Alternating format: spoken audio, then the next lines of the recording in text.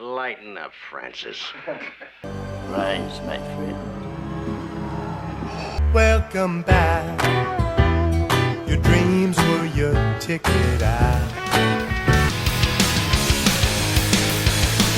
You are listening to The Review on the OSG Sports Podcasting Network. Hello, everybody, and welcome back. In case you missed us, this is the OSG Sports College Football Review featuring us, the online sports guys. You're going to get a mix this year, a couple different segments. This segment's going to feature the three of us, Brother J-Dub here, Brother Marty here, and Brother Phil here. You can find us at a variety of locations on social media, etc., and of course at the OSG Sports. And guys, we do this every season, college football season. We talk about the things that are going on in the world of college football. Usually we preview a little bit ahead of time. We didn't do that this year, but really, if you think about it, there was only one storyline this college football off season. Guys, yeah, the realignment, man. That's just changing college football as we know it. And we've talked about it forever. This realignment, man, is crazy. Is this one still a conference? For now. Okay. I wasn't sure, that I might put it back on eBay if it goes up because it disappears. Guys, are we seeing a sport completely change, reinvent itself, or go corporate right before our very eyes? I don't know about reinventing, but we talked about all these we've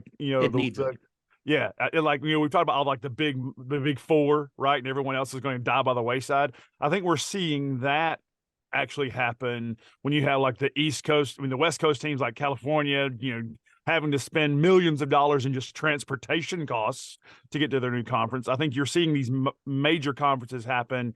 And then me personally, as a Campbell Camel, we're leaving the Big South going into the Colonial, and watching that happen from a smaller aspect. You're seeing all of these realignments even happen to these, Division II, Division III, smaller schools as well. They're also getting affected by this mess. At least with football, it's not as bad because it's more self-sufficient, but these poor kids in the Olympic sports are just going to get jobbed. Yeah. I mean, imagine if you're, I don't know, a hockey player at a small Midwestern school or a small Northeastern school, or like Boston University. You got to fly across country to play somebody in your conference. All of a sudden, you're flying overnight to the West Coast, play a game, get done, have to get on a plane and fly back, and then have to go be a student the next day. Yeah. And you're like you said, the Olympic sports, they don't have the coffers to be able to suffer all of this travel costs because they don't bring in that kind of money to the university. So I agree with Marty. Football's easier, but these guys, field hockey, some of these guys are going to get, swimming and diving. They're going to get jobbed, man. Yeah, because I went to Youngstown State, 1AA school. I'm not going to use the initials because it just makes no sense. The bowl subdivision has a championship game, so they both have championships. So it's kind of crazy. But for the Title IX compliance, the women's soccer team has 2 soccer teams worth of people on it. Softball team, the same thing. They're not going to be able to survive. I mean, for them, realignment would make sense for a small school like Youngstown if they could get into the MAC where everybody's drivable pretty much. Yeah. But then you look at these schools that are in split conferences, right? Like Campbell for years, where it was in Big South for everything but wrestling, they were in the SoCon for wrestling. So you have some of these colleges and universities and smaller schools that are in these multi-conference deals, that work for them geographically, but may not be able to survive once the dust from this realignment ends, I think what ended up happening here to some extent is the quiet part finally got said out loud.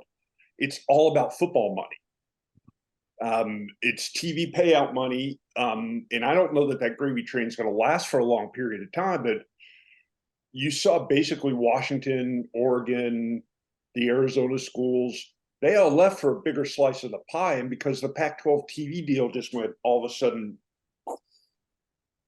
I've never seen such a sad display of leadership ever.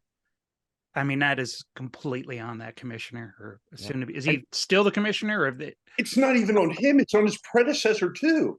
Yeah.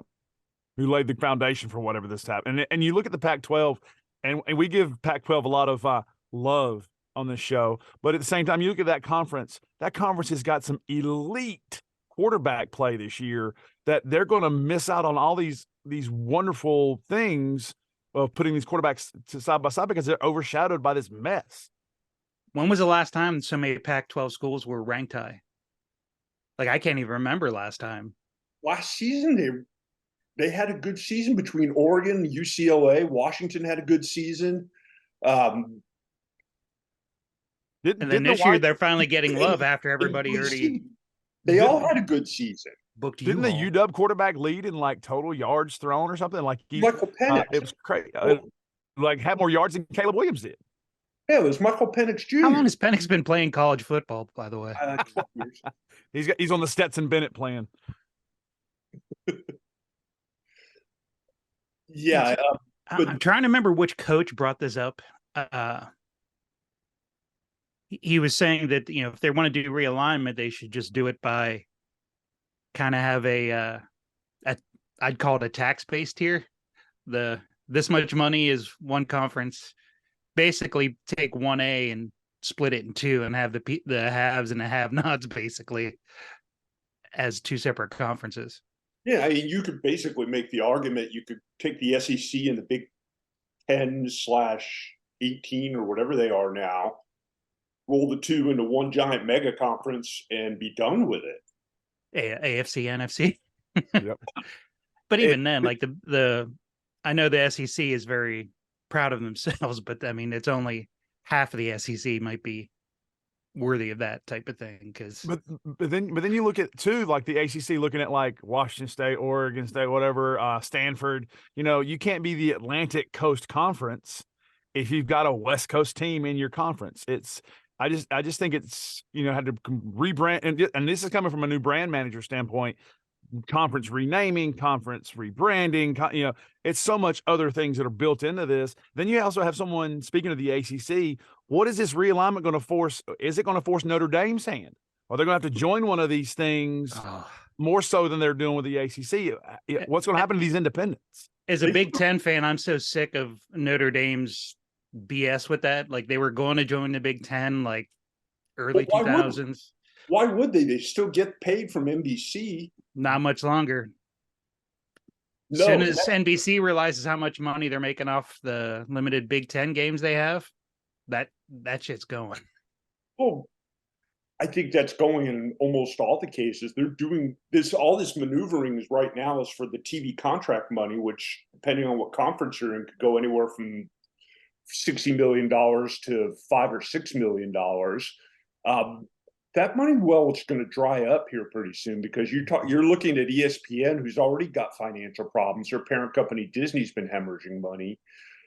Fox Sports, same thing. They're not exactly loaded to the gills with money, even though they make a lot of money off of this live programming. The days of these billion-dollar payouts per year per conference, I don't know how much longer they're going to last. Yeah, I was gonna say, and if Bally still exists, it's I think they're using glow sticks instead of electric lights over there to keep the rooms lit up. Yeah, that's the one thing though that could help the Pac, whatever it is now, Pac-4 or Tupac. But there is no ESPN has 0 Western time zone games now after this current shakeup. And if that could be the only thing where they could get a bit of money out of ESPN. Don't they have some Mountain West? Mountain West is like a potpourri of scheduling. Scattering. Yeah, and if you look at just geographic, we've alluded to some of the geographic issues here. I think in my opinion, the conference that's sitting the prettiest of all of these super conferences, it's got to be the SEC. Most of their people are here. Their travel dollars aren't as much as it would be, because you look at something like Florida going to Oklahoma right now, that's not as bad as some of these other ones. So I think the SEC is kind of sitting pretty, watching everybody else try to implode to keep up with them, since they're one of the ones that started this domino. Yeah, they stayed in their footprint. When they expanded near the teams they added the last time around. Yeah. I mean, that's really pissed off A&M fans. Now that they're relevant, they got again. away from. are following them. Yeah. But I think the SEC sets the bar. I mean, I think that the way they did their alignment is much better, much easier, much geographically friendly to their institutions, just as a whole, because even their Olympic sports now are not put in jeopardy because they're still, like Marty said, still in your footprint. So kudos to the SEC for doing it the right way. Well, they didn't have to. It's because everybody came to them. Hey, when you're the big dog on the market, people want to play in your conference. Yeah, and we're down. We've got only a few more minutes here left to go, guys. Without getting too deep into things, 2023 is probably the last season we're going to see college football as we currently know it. It's going to be a completely different ball game after this season, because that's when USC and UCLA make their jump. That's when Washington and Oregon make their jump. Texas and Oklahoma go to the SEC. Is the history of this sport, college football, is it dead?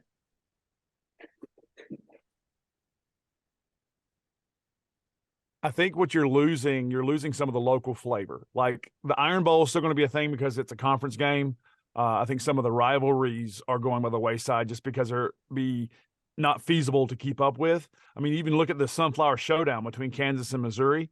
My rock chalk, right? That's still a thing because geographically they're close by.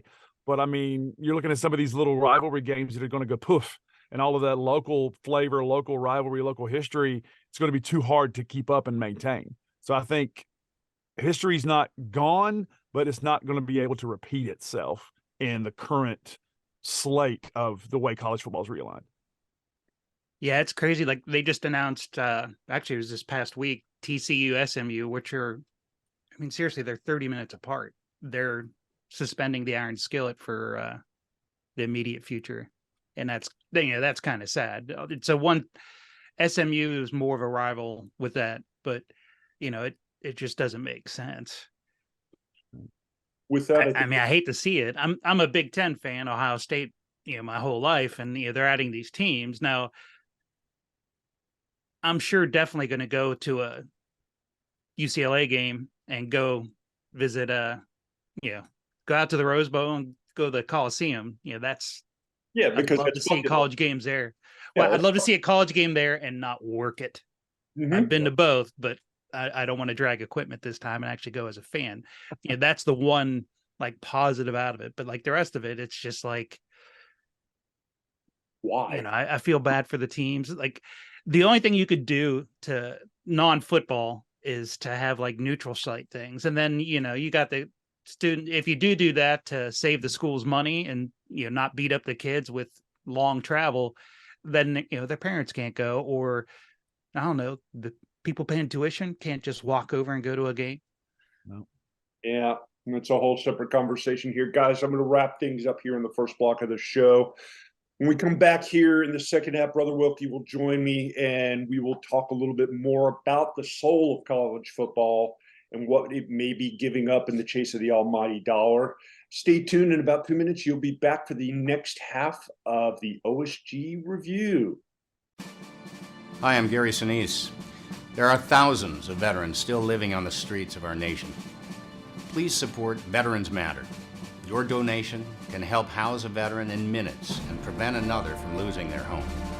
Donate at veteransmatter.org or text VETS to 41444 to make a donation of any amount. Let's all help Veterans Matter take care of our own. Thank you.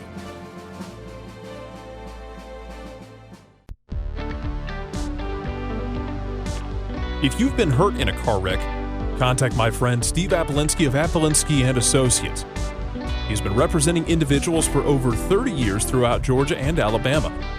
Email him at steve@aa-legal.com or call him 24/7 at 404-377-9191. The initial consultation is free. Dogs and cats living together, mass hysteria.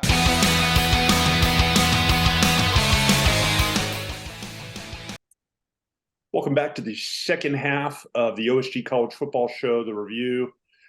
First half of the show, we kind of got into the subject of college football watering itself down, or separating themselves into the haves and the have-nots, with Brother J-Dub and Brother Marty. Brother Marty could not join us here for the second half, but we are joined by OSG Nelson and OSG Wilkie, yet more of the Online Sports Guys team.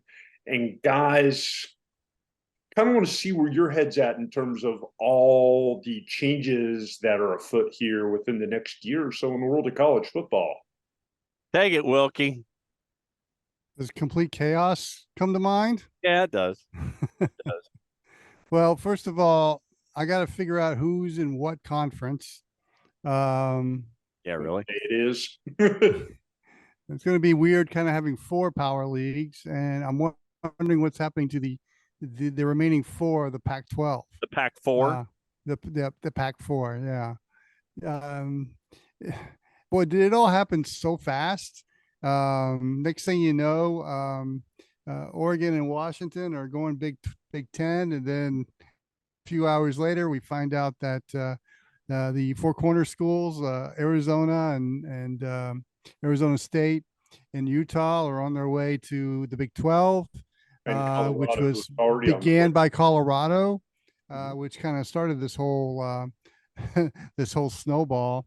And then even before that, we heard rumors about Florida State leaving the ACC. I got I mean, it was just a wild week of rumor, of innuendo, and of actual things actually happening.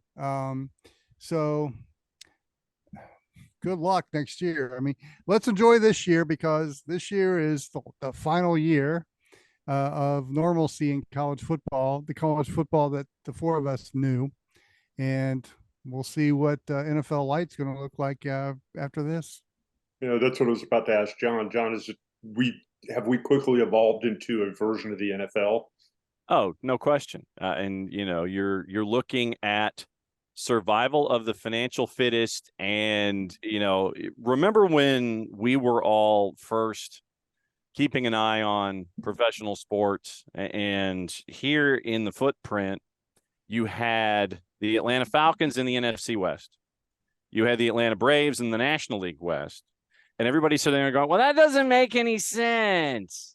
And you had rivalries, Braves, Dodgers, Falcons, Saints, and, whatever with the Rams and whomever. Right now, it is just divisions and conferences in name only. It is specifically for branding purposes, and it does not matter where your teams are, because you can always east, west, or north, south them to death and figure out how you want to do it. But right now, you are dealing with television properties, entities, and TV shows with episodes that just happen to be 2.5 to 3.5 hours long on whatever day of the week they want to play. So doesn't matter what you call it. You might have some names here and there that change, although I would be the one that would sit there and go, okay, what you need to do is you need to change the names of Conference USA and the Big Ten. Basically just flip them, because when Kennesaw State goes into Conference USA, that'll be the 10th team.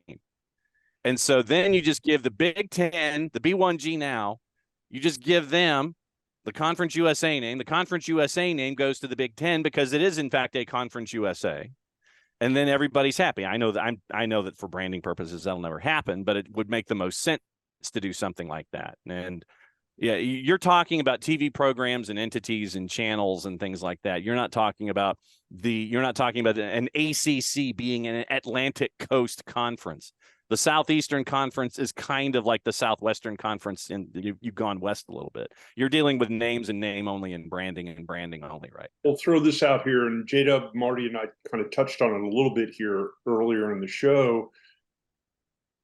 Why even bother with the old traditional conference names at this point, when you basically just have a conglomeration of different schools and playing in different leagues together? Why not just do the ESPN League and the Fox League, or the Fox Conference and ESPN Conference at this point? Well, I think you got to keep the names, because you got to keep one thing that's familiar, because if you just blow this up and turn it into the ESPN conference, the Fox conference, name your network here conference, um, or corporate sponsor conference, whatever, is down the pike. I think you're going to start turning off fans. I don't think anybody in the neck of the woods that we live in the Southeast will, because it's ingrained in our soul. But there might be a percentage that will, because it's not the same. You talk about Big 12, you talk about Big 10. I mean, those are vernaculars. They're conferences that are ingrained in our brains, and we know who's in those conferences. Even though next year we're going to be guessing who's where, those names are still familiar, and I think people within mid-year next year our fans will actually know where their teams stand and which conferences teams stand. But it may take up until mid-year. But I think you got to keep some form of familiarity, some form of tradition for it to work. Data, I mean, our future generations going to look at this and say, why did they have these silly names on these conferences? Well, I mean, we even talked about on this show several times about the Power Four becoming these mega conferences, and now that it's happening in front of our eyes, it's not happening how I envision it happening. I was thinking naively, oh, it's going to be geographically, right, and not this, traverse the country. I just don't. I mean, this SEC has stayed in its footprint primarily. Everybody else is going crazy. I just think the kids coming up now, like when we grew up, we had the ACC. I played in the Atlantic Coast Conference. We had the SEC. You had the Pac-12. You had the conferences that were geographically oriented. Yeah, but now the Southwest Conference. Yeah, exactly.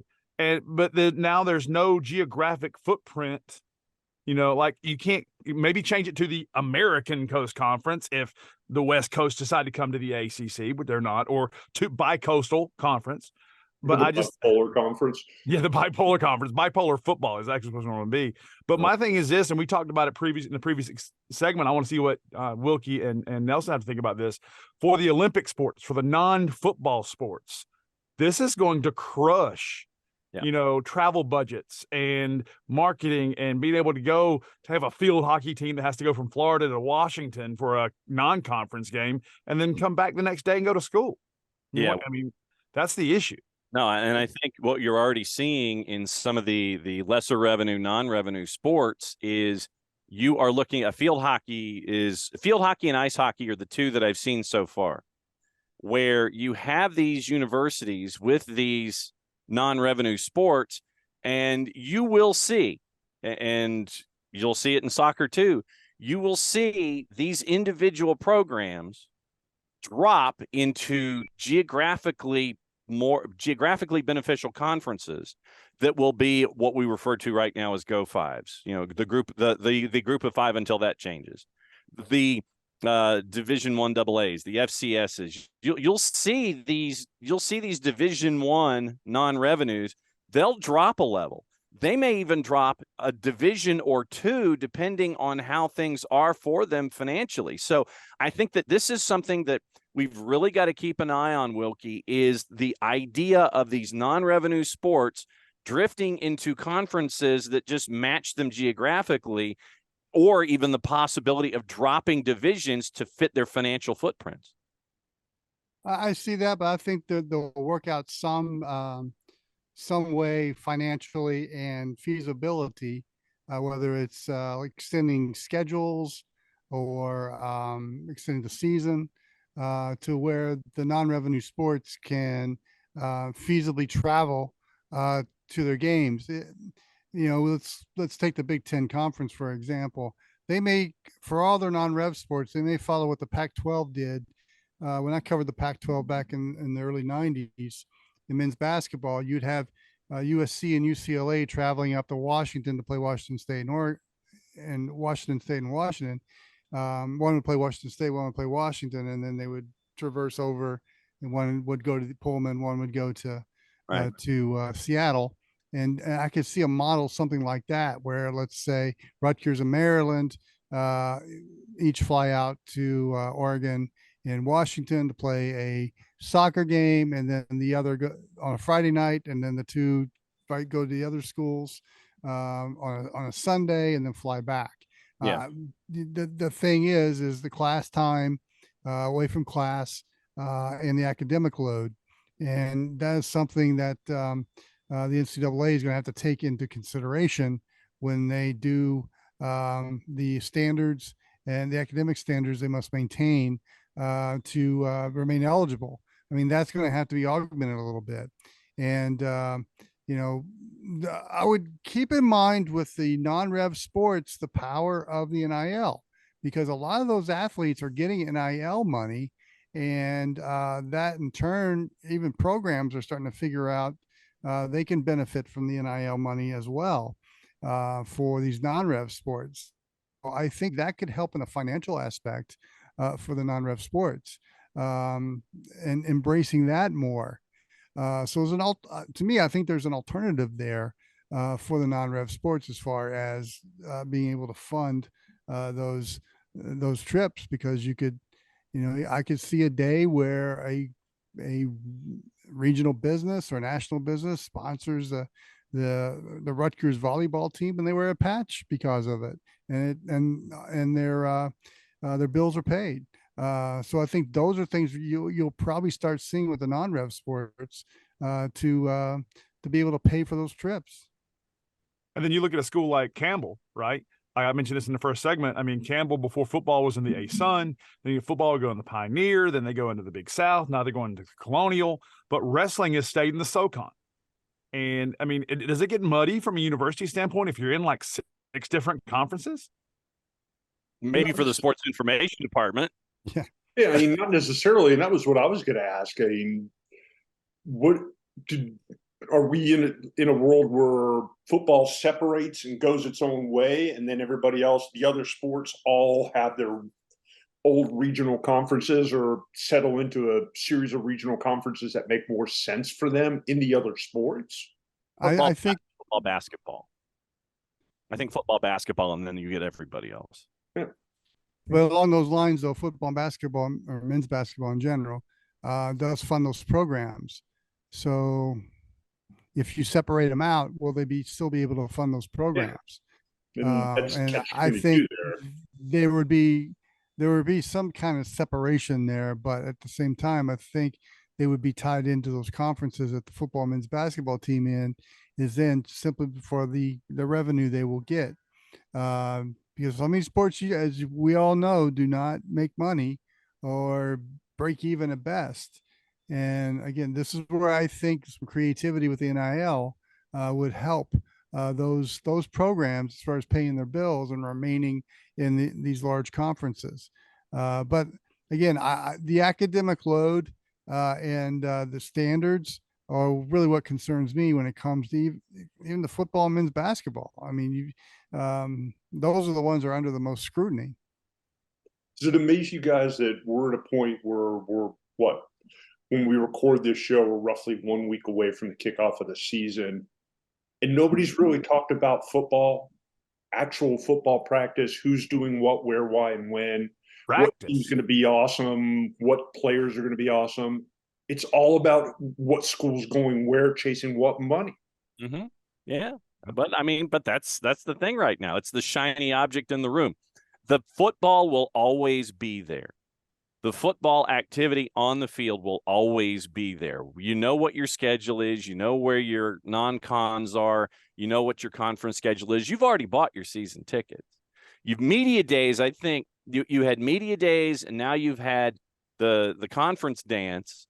And I think that's where we are right now. It's the shiny object in the room. When we get to the coaches' conference calls and all of the sound bites that we're used to running for 25 or 30 seconds that are word salad that we would fill our sportscasts with in the past, then it'll sit there and go, oh yeah, I've got it. We've got a game we've got to prepare for. Then you get into the tailgate. Right now, all of this reorganization and galactic realignment, that's where everybody is, because it's the shining object in the room.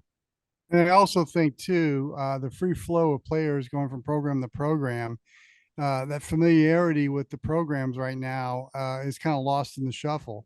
Who's your starting quarterback? Where did he transfer in from? I mean, I think people are just fatigued over trying to follow where the players are on their roster, because usually when you had an incoming freshman class coming in, you kind of followed them at least 3 years.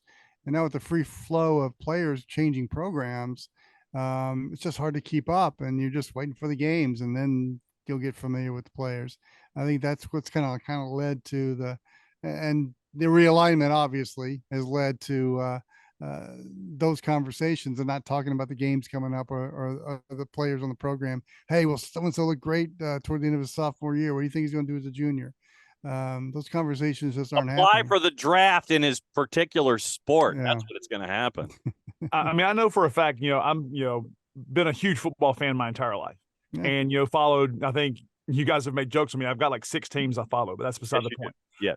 But even me, I mean, I've not been paying attention to spring practice, spring ball, who's injured, who's not injured, just because it's nothing to look at now. You got transfers coming in, transfers going out, who's in the transfer portal, who's getting NIL money, what conference you're going to be in. I mean, I don't have the bandwidth as a fan, even as a sportscaster, to be. I don't have the brain power to look at how I normally have done, looking at preseason rosters, looking at who's injured, looking at who's going to step up. The only article I've seen recently about, players, you saw the running back from Florida who got hurt. And then Carson Beck is the heir apparent to the mailman. Those are the only ones I've seen really outside of who's going where. I think we're all kind of in that numb brain pan area of I'm kind of footballed out, and football's not even here yet. And I haven't seen those feel-good stories either, those enterprise stories either that you see during this time. The only one I saw so far is an interview Mark Packer did with Frank Beamer and Brent Pye about the Virginia Tech program and how it's rebounding. And I got all into it, and I felt like, hey, I'm normal again. And then you get back to the minutia of transfer portal, realignment, all that NIL. And gosh, I don't want to keep up with it anymore. That's kind of all where I'm kind of leading to here is we're at a point where we've gone from the game being all about doing things to make the fans happy, to make the alumni happy, to make the players happy, students, everybody involved with it, the individuals. None of the things that are happening now, the changing of conferences, NIL, contracts, all this stuff, none of it has anything to do with the fans. I'm not a businessman. I'm a business man. Yeah. I mean, none of this means a thing to the fans, and they can't relate to it. No, because you're talking about multinational, multi-million-dollar corporations that just happen to have either university or college after their name. That's what you're talking about right now. Yeah. You're talking about an athletics department that is a business. And unless we, as a network, decide that we want to start SCNBC, for lack of a better word, if we want to start the sports version of CNBC as a network and just do that programming, then it's going to be a part of what we're talking about. You're going to have all of this discussion about these 8 and 9 figure and 10 and 12 figure contracts squared away about all of these businesses. That's what they are. They're not our favorite football team anymore. They're not our favorite basketball team anymore. They're not our favorite, non-revenue sport anymore. They are a business that we are attached to. And it makes me sad. Oh, look who's here. Brother Marty has returned complete with his Rudy's barbecue. Oh, it wasn't a brush fire. It was an 18-wheeler that is currently a 15 or 16-wheeler, judging by all the road gators that were all over the place when we finally did Bass. Auto flambe. It was not. Yeah, but you're all full of good barbecue, so you're happy. Yeah, I apologize now if I burp during the podcast. Oh, you Or take a nap. Thankfully, you've caught us in the last 5 minutes Food or so of the show, so we don't have to worry too much about that. Marty, we were just talking about how all the changes, all the realignment, that schools jumping from coast to coast, conference to conference, NIL, all this other technical mumbo jumbo, it doesn't benefit. There's no benefit here for the fans. There's nothing for them to be attached to.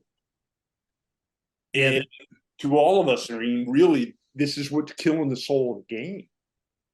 My only benefit that I could think of was going to the Rose Bowl to see a game.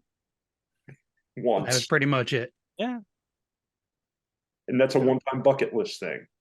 Yeah. You know, and it's just sad. It's like, you know, like we mentioned earlier, like one alternative is to get some neutral site games, but then you lose that whole, you know, go back to campus thing. Mm-hmm. It's just a lose-lose. And rivalries don't have their flavor anymore either. So it's crazy. Because they're played at neutral sites where you can have a controlled economic environment in a made-for-TV event that is not on campus attached to the rivalries themselves. With a corporate sponsor. Correct. So that's where we are. Like I said, we just need to go ahead and start CNBCS, you know, CNBC for sports. We just need to start that network and just have that be, you know, our programming, because that's where a lot of the conversations are. We ain't talking, as we said, we're not talking about starting quarterbacks. We're talking about galactic realignment for our first show of the year. That's what we're talking about. Galactic realignment, not who's playing whom. Yeah, we should be talking about, can the Georgia Bulldogs be repeat? Can Alabama come back to where they were? Nah. Ohio State recover losing their quarterback. All things that are important this season and are going to factor into the way the season plays out. But what kind of cheap shots? Really relevant. What kind of cheap shots Texas and Oklahoma players are going to get this year? Yeah. Oh, The Red River Showdown. I already got my tickets for the Big 12 championship.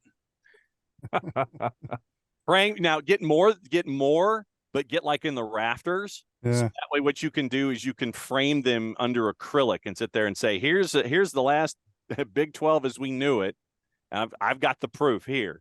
So yeah, definitely it will be one of those where you sit there and you're getting things because of what the Big 12 used to be, and you're putting them all under glass. And they just announced this week that Nelly will be a halftime Super Bowl style show, is the way it was explained to us. I was not aware of this. I was not aware that I was not aware. Hey, wait a minute. Big 12 stepping up its game. Yeah. I like it. I'm kind of busy, man. They got to figure this stuff out. And Taylor Swift said no to the Super Bowl halftime show, FYI, too. So it's because it wasn't on the 13th. It's because you make less money, too.